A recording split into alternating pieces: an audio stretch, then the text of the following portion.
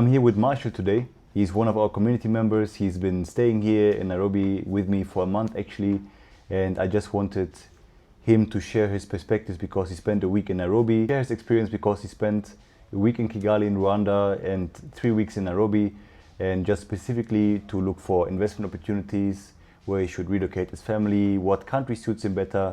So I just wanted him today to share his experience because his flight will be in a couple of hours, and therefore Karibu Marshall, welcome.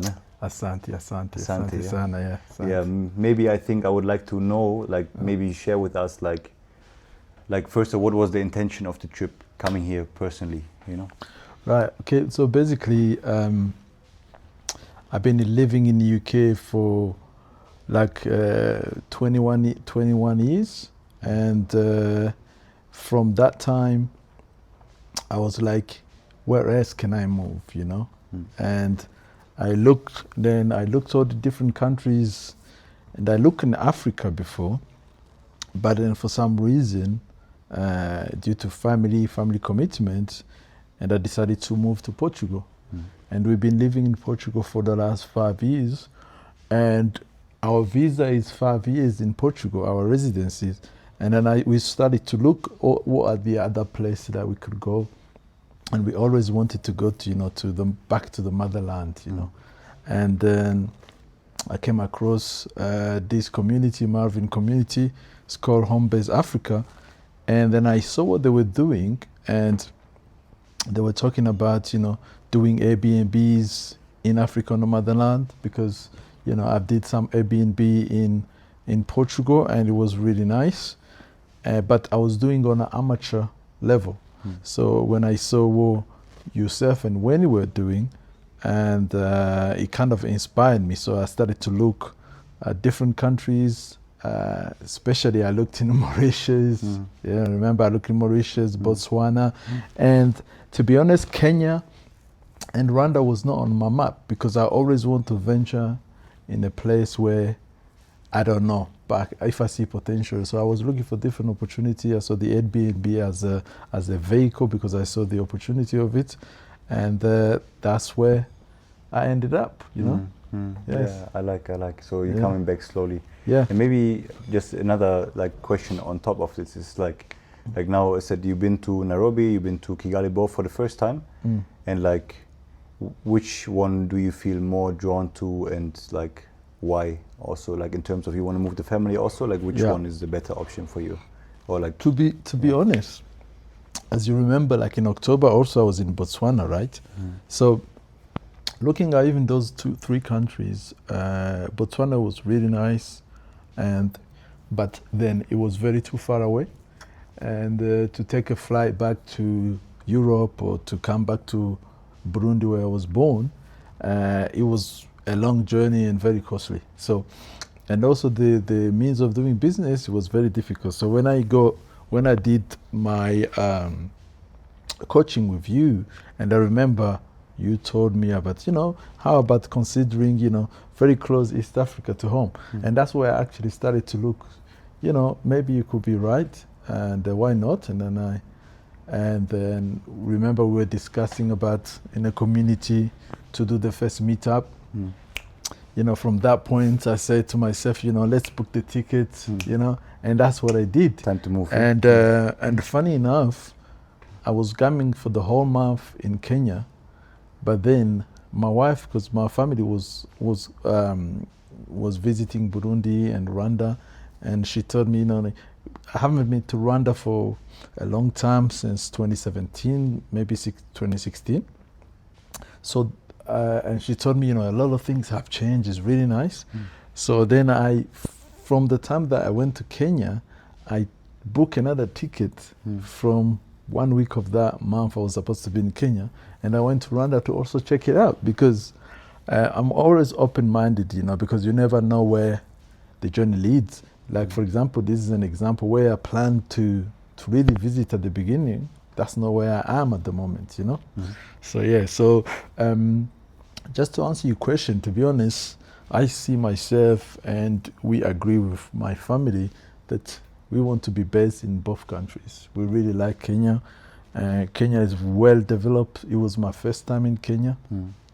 you know, in my life. You know, I never been here before, and I was surprised really in a good way, because the development here, when I compared to Portugal where we moved to be honest, I see a lot of high development here in Kenya, a lot of high rises, good roads, some, you know, some traffic, obviously any development countries like that.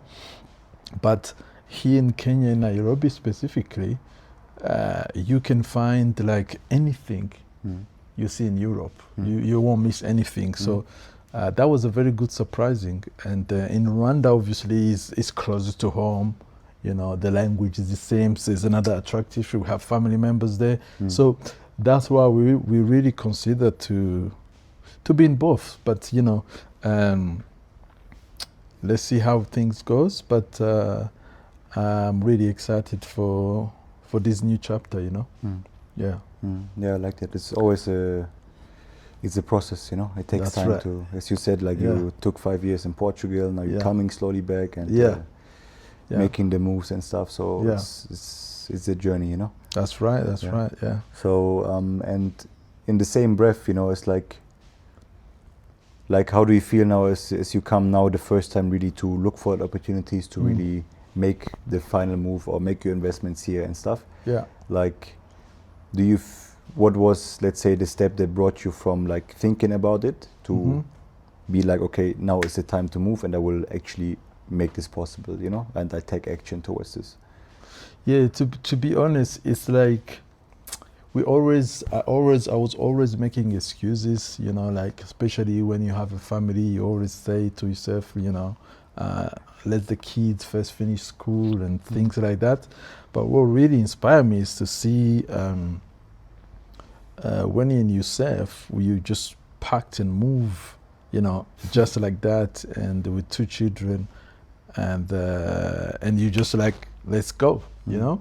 And it was pretty inspiring. And then to be honest, I had a lot of opportunities, and then I made a lot of money in the past, and then I lost it. And I was like, you know what, I never really explored. And when I saw how people can just start from nothing and make something out, I was like, you know, why not?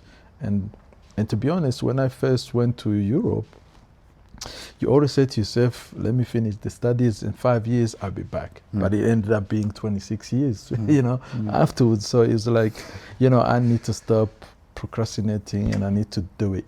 And I'm still procrastinating sometimes, but you know, the good thing is that with these communities that we push each other.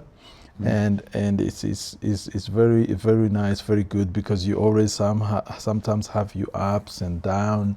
But when you have like the importance of a community is when you have people, other people, like-minded people, and you push each other, that's really, I'm finding very interesting, you know. Yeah. Yeah, 100%. It's like sometimes we just need a little nudge, you know. Nudge, a little push, you know. That's it, and that's all we need sometimes. At least just stepping the first time on the continent, or like making the first step towards this goal that you have, and then things become much clearer, I think, right? 100%, yeah. No, I love that. And now, let's say you are in the process yourself, like, let's say, like, what would you tell somebody else in the same position as you, you know, like, what would be important for them to do, like, what would be the biggest lesson you have learned since you started this journey and the process? The biggest lesson, so obviously I'm still going through the journey myself. This is the start of the journey, but it's like the big lesson for me is just do it, you know, just and especially visit, right?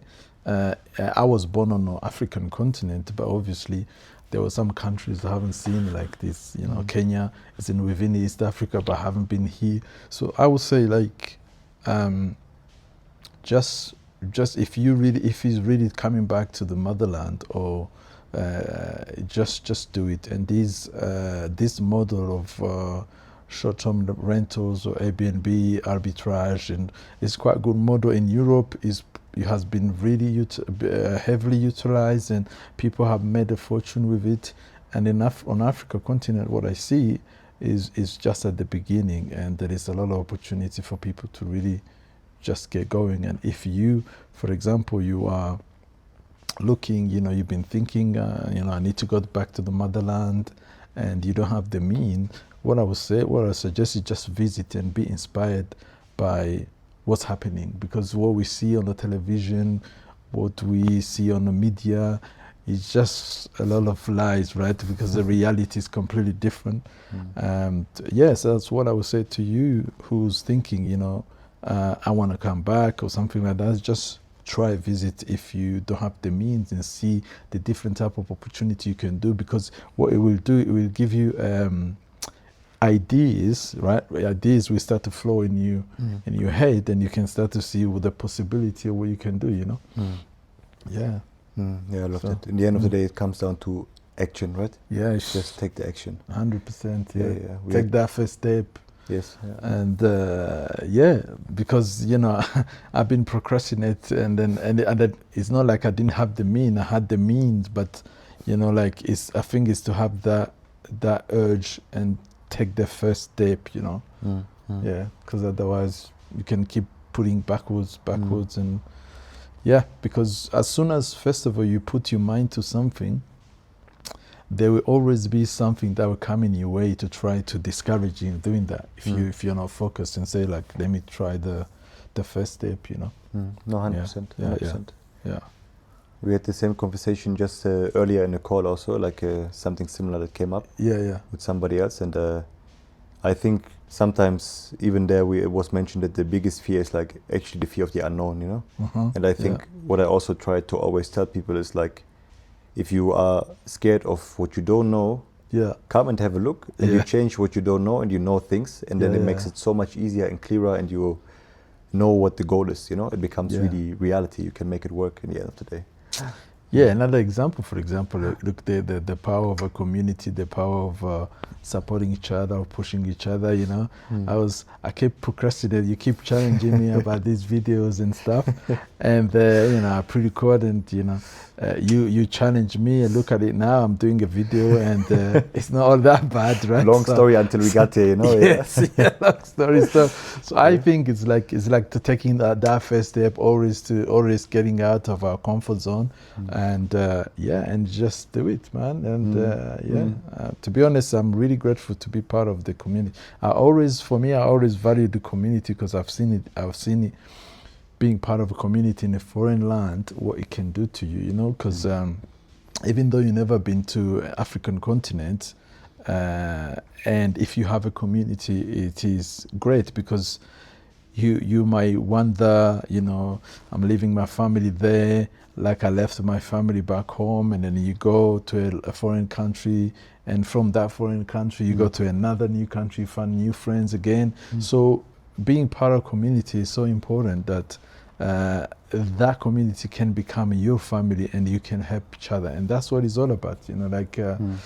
Like someone says, when you say today, you know, like sometimes it's not only the direct members, family members, they're not necessarily your family. You could have friends and that can be more than your family, you know, in terms, especially when you go to a foreign countries and stuff like that, you know. Yeah, 100%. So yeah.